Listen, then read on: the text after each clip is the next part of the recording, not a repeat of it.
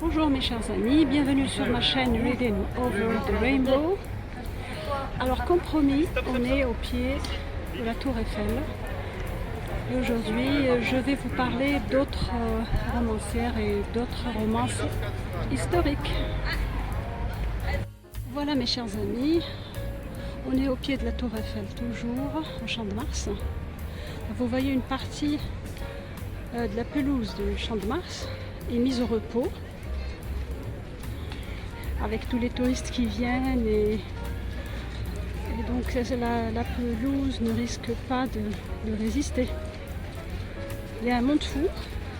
Je vais essayer de trouver un endroit un peu à l'écart et à l'ombre surtout parce qu'il fait très chaud. Et je vais vous parler des livres de Chéri Thomas aujourd'hui, cette romancière que j'adore. J'aime tous ses livres. Aujourd'hui, je vais vous parler d'un autre livre. Donc voilà, mes chers amis, je viens de trouver une place à l'ombre. Il y a un monde fou. Je vais vous parler maintenant d'un livre que j'aime beaucoup. Je vais vous parler en général déjà de Chéri Thomas. C'est une romancière que j'apprécie. J'aime beaucoup sa façon d'écrire, son style est dynamique, qui sort de l'ordinaire. Les héros sont charismatiques, les histoires sont magnifiques. Donc je vous conseille de lire les livres de Chéri Thomas. Je vous ai parlé à plusieurs reprises de Arrangement privé. Je sais que c'est une romancière qui n'est pas appréciée par tout le monde. Je ne sais pas pourquoi, je n'ai jamais compris pourquoi Chéri Thomas n'avait pas la place qu'elle mérite en tant que romancière, parce que ses livres sont d'une profondeur J'ai inouïe. beaucoup aimé ma lecture de celle que j'attendais de Chéri Thomas, en anglais His at Night. C'est une très belle romance historique, totalement atypique. C'est la spécialité de Chéri Thomas. L'idée de la romance est très originale. C'est un excellent livre.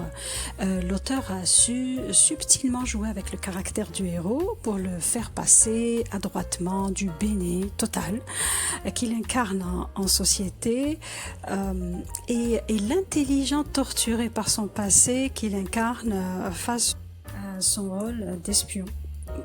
Le style de l'auteur est alerte, intelligent. Elle maîtrise son sujet à 100%.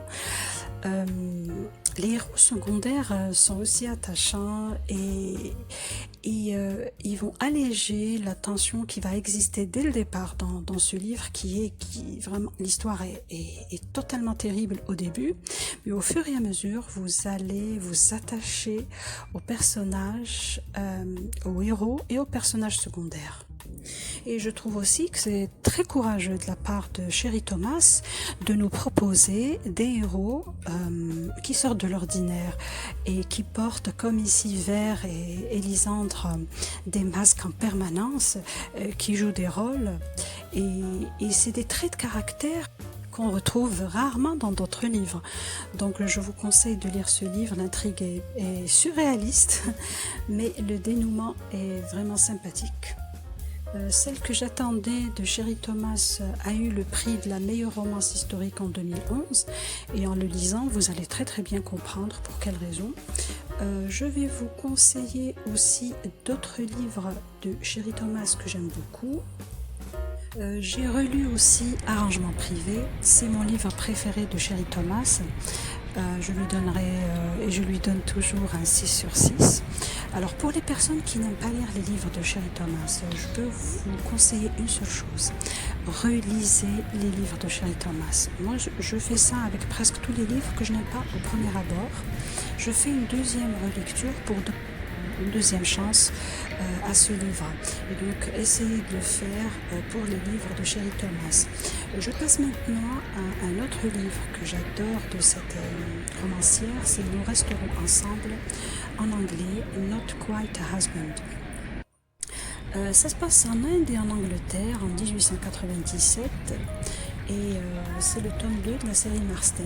Les héros sont Quentin et Briony et ça parle d'un mariage brisé, d'un mariage annulé à cause d'une infidélité et ça parle aussi de ce milieu étriqué et difficile qu'était la société anglaise du 19e siècle et du début du 20e siècle.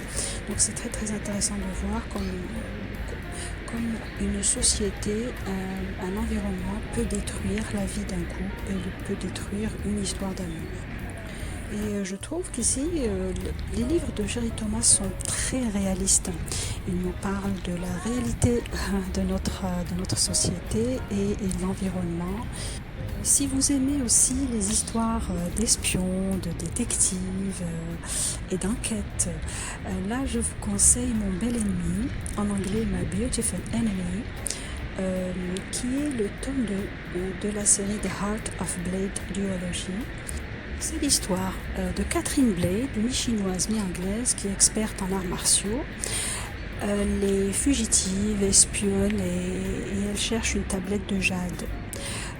Et Lytton Atwood a reconnu au premier coup d'œil Ying Ying, la sauvageonne nomade rencontrée 8 ans plus tôt aux confins du Turkestan. Donc la fille la plus dangereuse du nord de l'Himalaya et qu'il a aimée avec passion.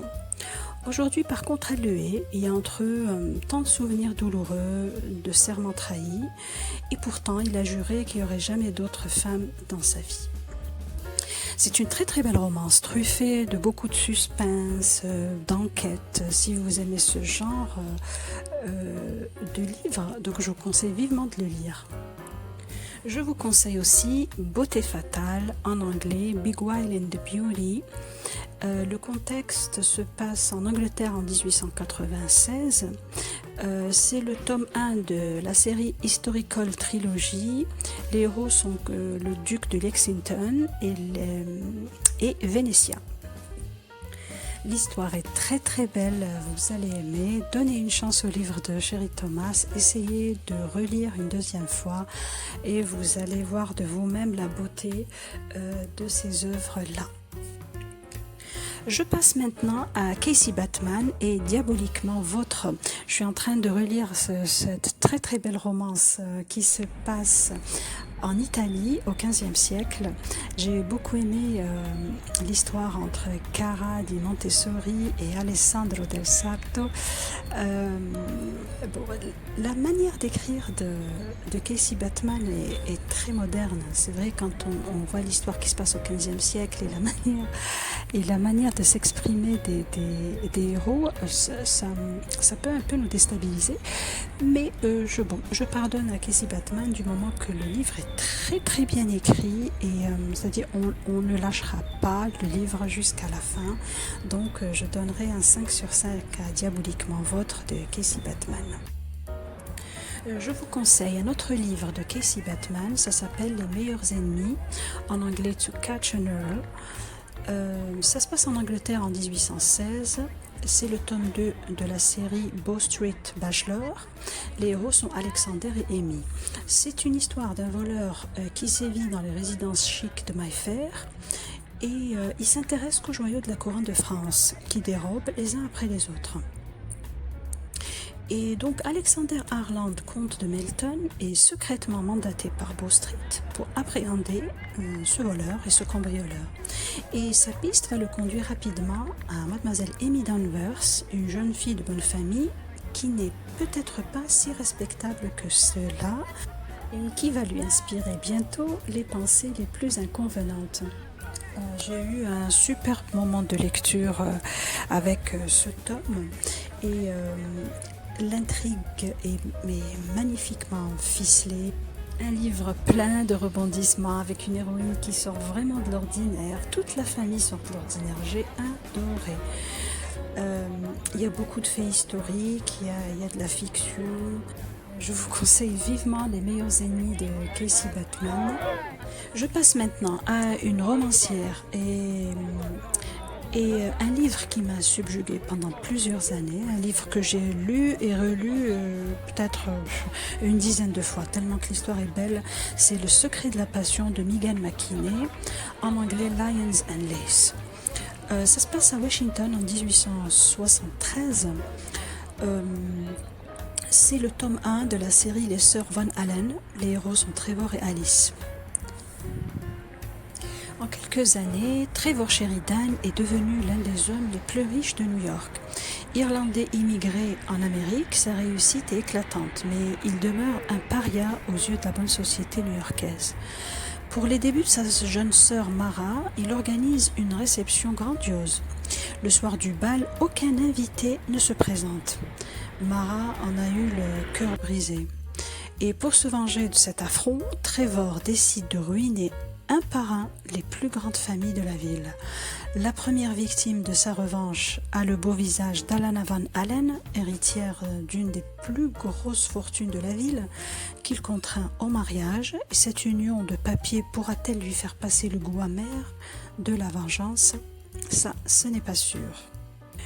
Excellent livre, excellente histoire. Moi, je trouve que Megan McKinney reste une valeur sûre. C'est parmi les plus grandes romancières de tous les temps, à mon avis. Vous allez être happé par l'histoire, par la lecture, vous n'allez pas arrêter jusqu'à la fin.